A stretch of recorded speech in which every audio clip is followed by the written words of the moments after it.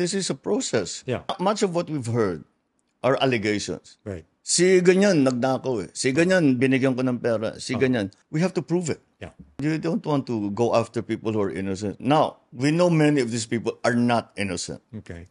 But if you're going to bring them to court, you must have a very strong case. Look, anong mangyayari? Minadali natin. Hindi kompletong ebidensya natin. Malabo yung ebidensya natin. Pero pinilit natin. Yeah. Natalo yung kaso. Yeah. Can you imagine? I know.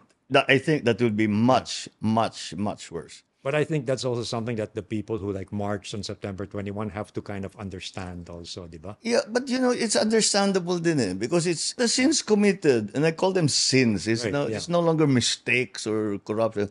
The sins they committed are it's hard to swallow. Yeah. I understand that, but if we are a nation, a people of laws, we have to follow the law.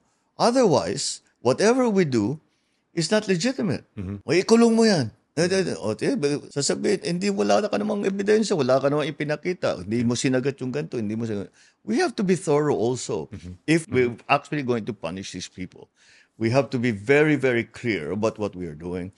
And we have to be very, very clear that we go after the guilty ones. Because some of the guilty ones, they're trying to derail the system. Of course. Hindi I ako yan, si ganito yan. yeah. Baka mapunta tayo doon, no? Let's make sure that we get yung talagang and guilty. then confuse the issues, di ba? Yeah. Well, that's one of the political and legal strategies that people employ.